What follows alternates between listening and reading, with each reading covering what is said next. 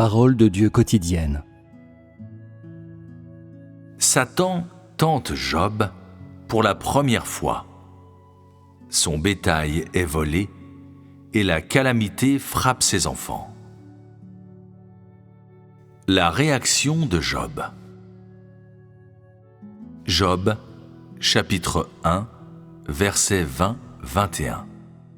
Alors Job se leva, déchira son manteau et se rasa la tête. Puis, se jetant par terre, il se prosterna et dit : « Je suis sorti nu du sein de ma mère, et nu je retournerai dans le sein de la terre. L'Éternel a donné et l'Éternel a ôté. Que le nom de l'Éternel soit béni. » Que Job assume de remettre tout ce qu'il possède provient de sa crainte de Dieu. Après que Dieu a dit à Satan : « Tout ce qui lui appartient, je te le livre, seulement ne porte pas la main sur lui », Satan se retira. Peu de temps après quoi, Job subit des attaques soudaines et violentes. D'abord, ses bœufs et ânesses ont été pillés et ses serviteurs tués. Ensuite, ses brebis et ses serviteurs furent brûlés jusqu'à la destruction. Après cela, ses chameaux furent pris et ses serviteurs furent assassinés. Enfin, la vie de ses fils et de ses filles fut enlevée. Cette série d'attaques est le tourment que Job a subi lors de la première tentation. Comme commandé par Dieu, au cours de ces attaques, Satan n'a ciblé que les biens de Job et ses enfants et n'a pas fait de tort à Job lui-même. Néanmoins, Job a été transformé instantanément d'un homme riche qui possédait de grandes richesses à quelqu'un qui n'avait rien. Personne n'aurait pu résister à ce coup surprise, étonnant, ou réagir correctement. Pourtant, Job a démontré son côté extraordinaire. Les Écritures rapportent ce qui suit. Alors Job se leva, déchira son manteau et se rasa la tête. Puis, se jetant par terre, il se prosterna. Ce fut la première réaction de Job après avoir appris qu'il avait perdu ses enfants et tous ses biens. Surtout, il n'a pas eu l'air surpris, ni n'a paniqué. Encore moins a-t-il exprimé de la colère ou de la haine. Tu vois alors que dans son cœur, il avait déjà reconnu que ces désastres n'étaient pas un accident ou nés de la main de l'homme, et encore moins l'arrivée de la rétribution ou de la punition. Au lieu de cela, les épreuves de l'Éternel lui étaient advenues. C'est l'Éternel qui voulait prendre ses biens et ses enfants. Job était très calme et lucide alors.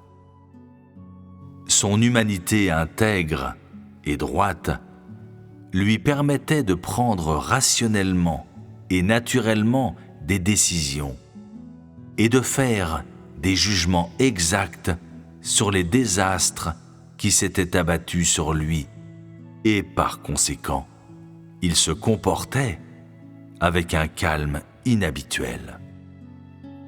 Alors Job se leva, déchira son manteau et se rasa la tête. Puis, se jetant par terre, il se prosterna, déchira son manteau, signifie qu'il était dévêtu et qu'il ne possédait rien. Se rasa la tête signifie qu'il était retourné devant Dieu comme un bébé nouveau-né. Se jetant par terre, il se prosterna, signifie qu'il était venu au monde nu et, toujours dénué de tout à l'heure qu'il était, il est retourné à Dieu comme un bébé nouveau-né. Aucune créature de Dieu n'aurait pu adopter l'attitude de Job devant tout ce qui lui est arrivé. Sa foi en l'Éternel dépassait le domaine de la croyance. C'était sa crainte de Dieu et son obéissance à Dieu, et non seulement il était capable de rendre grâce à Dieu par ce qu'il lui avait donné, mais aussi par ce qu'il avait repris. De plus, il a été capable de prendre l'initiative de remettre tout ce qu'il possédait, y compris sa vie. La crainte et l'obéissance de Job envers Dieu sont un exemple pour l'humanité, et son intégrité et sa droiture étaient le sommet de l'humanité que l'homme devrait posséder. Bien qu'il n'ait pas vu Dieu, il a réalisé que Dieu existait vraiment. Et à cause de cette réalisation, il craignait Dieu.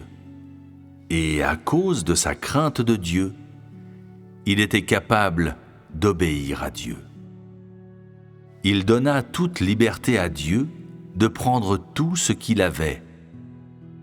Mais il resta sans plainte et tomba devant Dieu et lui dit qu'à ce moment précis, même si Dieu réclamait sa chair, il lui permettrait volontiers de le faire sans se plaindre. Sa conduite entière était due à son humanité intègre et droite. Autrement dit, grâce à son innocence, son honnêteté et sa bonté, Job a fait preuve de constance dans sa réalisation et son expérience de l'existence de Dieu. Et sur cette base, il s'est fait des exigences et a normalisé sa pensée, son comportement, sa conduite et ses principes d'action devant Dieu selon la direction de Dieu sur lui et les actes de Dieu qu'il avait vus parmi toutes choses. Au fil du temps, ces expériences ont causé en lui une crainte de Dieu réelle et vraie et l'ont fait s'éloigner du mal. C'était la source de l'intégrité à laquelle Job tenait fermement. Job possédait une humanité honnête, innocente et bonne, et il avait une expérience réelle de la crainte de Dieu, de l'obéissance à Dieu et de l'éloignement du mal, ainsi que la connaissance que l'Éternel a donnée et l'Éternel a ôtée. C'est seulement à cause de ces choses qu'il fut capable de tenir bon et de témoigner au milieu de telles attaques virulentes de Satan. Et c'est seulement à cause d'elles qu'il fut capable de ne pas décevoir Dieu et de donner une réponse satisfaisante à Dieu quand les épreuves de Dieu lui sont advenues. Bien que la conduite de Job au cours de la première tentation fut très simple, les générations suivantes n'était pas assuré d'atteindre une telle simplicité, même après toute une vie d'efforts, et ne possédait pas nécessairement non plus la conduite de Job décrite ci-dessus. Aujourd'hui, face à la conduite directe de Job, et en la comparant au cri et à la détermination de l'obéissance absolue et de la fidélité à la mort montrée à Dieu par ceux qui prétendent croire en Dieu et suivre Dieu, sentez-vous ou ne sentez-vous pas une honte profonde? Quand tu lis dans les Écritures au sujet de tout ce que Job et sa famille ont souffert, quelle est ta réaction? Est-ce que tu te perds dans tes pensées? Es-tu étonné? Les épreuves qui sont arrivées à Job pourraient-elles être décrites comme horrifiantes? En d'autres termes, il est assez consternant de lire au sujet des épreuves de Job telles qu'elles sont décrites dans les Écritures, sans parler de la façon dont elles auraient été en réalité. Tu vois alors que ce qui arriva à Job n'était pas un exercice d'entraînement, mais une véritable bataille, avec de véritables fusils et balles. Mais par qui a-t-il été soumis à ces épreuves? Elles étaient bien sûr réalisées par Satan. Elles étaient personnellement réalisées par Satan, mais elles étaient autorisées par Dieu. Dieu a-t-il dit à Satan par quel moyen tenter Job? Il ne lui a pas dit. Dieu lui a seulement imposé une condition. Après quoi, la tentation est arrivée à Job. Quand la tentation est arrivée à Job, elle a donné aux gens un sens du mal et de la laideur de Satan, de sa méchanceté et de sa haine pour l'homme et de son inimitié envers Dieu. En cela, nous voyons que les mots ne peuvent pas décrire à quel point, justement, cette tentation était cruelle. On peut dire que la nature malveillante avec laquelle Satan a abusé de l'homme et son visage affreux ont été pleinement exposés à ce moment-là. Satan a profité de cette occasion. L'occasion fournie par la permission de Dieu pour soumettre Job à des abus frénétiques et impitoyables, dont la méthode et le niveau de cruauté, à la fois, sont inimaginables et complètement intolérables pour les gens d'aujourd'hui. Plutôt que de dire que Job fut tenté par Satan et qu'il a tenu bon dans son témoignage pendant cette tentation, il est préférable de dire que dans les épreuves qui lui étaient fixées par Dieu, Job s'est lancé dans une lutte contre Satan pour protéger son intégrité et sa droiture et pour défendre sa voie de la crainte de Dieu et de l'éloignement du mal. Dans cette lutte, Job a perdu 1 tonne de brebis et de bétail. Il a perdu tous ses biens et il a perdu ses fils et ses filles. Mais il n'a pas abandonné son intégrité, sa droiture ou sa crainte de Dieu. En d'autres termes, dans cette lutte contre Satan, il a préféré être privé de ses biens et de ses enfants, plutôt que de perdre son intégrité, sa droiture et sa crainte de Dieu. Il a préféré s'attacher à l'essentiel de ce que signifie être un homme. Les Écritures fournissent un compte-rendu concis de l'ensemble du processus par lequel Job a perdu ses biens et décrivent aussi la conduite et l'attitude de Job. Ces récits laconiques et succincts donnent l'impression que Job était presque détendu face à cette tentation. Mais si ce qui s'est réellement passé devait être recréé, sans parler de la nature malveillante de Satan, alors les choses ne seraient pas aussi simples ou faciles comme ces phrases le décrivent. La réalité était de loin plus cruelle. Tel est le niveau de dévastation et de haine avec lequel Satan traite l'humanité et tous ceux qui sont approuvés par Dieu. Si Dieu n'avait pas demandé à Satan de ne pas nuire à Job, Satan l'aurait sans aucun doute tué sans aucun scrupule. Satan ne veut pas que quiconque adore Dieu, ni ne souhaite que ceux qui sont justes aux yeux de Dieu et ceux qui sont intègres et droits puissent continuer à craindre Dieu et à s'éloigner du mal. Que les gens craignent Dieu et s'éloignent du mal signifie qu'ils s'éloignent de Satan et l'abandonnent. Et ainsi, Satan a profité de la permission de Dieu pour empiler toute sa rage et sa haine sur Job sans pitié.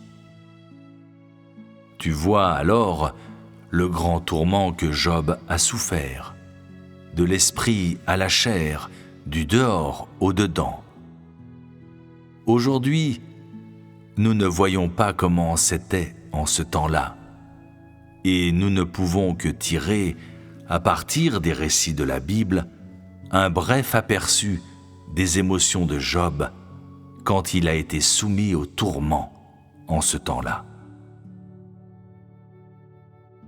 L'intégrité inébranlable de Job couvre Satan de honte et le fait fuir de panique. Et qu'est-ce que Dieu a fait quand Job a été soumis à ce tourment? Dieu a observé et regardé et a attendu le résultat. Alors que Dieu observait et regardait, comment se sentait-il? Il se sentait chagriné, bien sûr. Mais en raison de son chagrin, aurait-il pu regretter sa permission à Satan de tenter Job? La réponse est non. Il n'aurait pas pu, car il croyait fermement que Job était intègre et droit, qu'il craignait Dieu et s'éloignait du mal.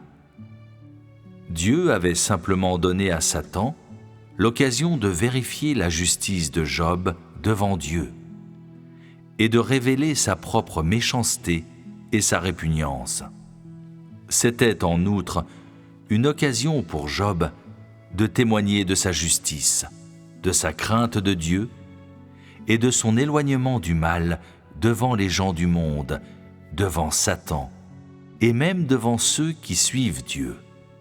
Le résultat final a-t-il prouvé que l'évaluation de Job par Dieu était correcte et sans erreur? Job a-t-il vaincu Satan, en fait? Nous lisons ici les mots archétypaux prononcés par Job, des mots qui sont la preuve qu'il a vaincu Satan. Il a dit « Je suis sorti nu du sein de ma mère, et nu je retournerai dans le sein de la terre. » C'est l'attitude d'obéissance de Job envers Dieu. Ensuite, il a dit alors « L'Éternel a donné et l'Éternel a ôté. Que le nom de l'Éternel soit béni. » Ces mots prononcés par Job prouvent que Dieu observe les profondeurs du cœur de l'homme, qu'il peut regarder dans l'esprit de l'homme. et il prouve que son approbation de Job est sans erreur, que cet homme qui a été approuvé par Dieu était juste. L'Éternel a donné et l'Éternel a ôté. Que le nom de l'Éternel soit béni. Ces mots sont le témoignage de Job pour Dieu. Ce sont ces mots ordinaires qui ont intimidé Satan, qui l'ont couvert de honte et l'ont fait fuir de panique, et de plus, qui ont enchaîné Satan et l'ont laissé sans ressources. Ainsi, également, ces mots ont fait ressentir à Satan la merveille et la puissance des actes de l'Éternel, et lui ont permis de percevoir le charisme extraordinaire de quelqu'un dont le cœur était gouverné par la voix de Dieu. En outre, ils ont démontré à Satan la vitalité puissante montrée par un homme petit et insignifiant en adhérant à la voie de la crainte de Dieu et de l'éloignement du mal. Ainsi, Satan a été vaincu dans la première lutte. En dépit de son intuition durement gagnée, Satan n'avait aucune intention de laisser Job partir, et il n'y avait non plus aucun changement dans sa nature malveillante. Satan a essayé de continuer à attaquer Job, et ainsi s'est présenté devant Dieu de nouveau.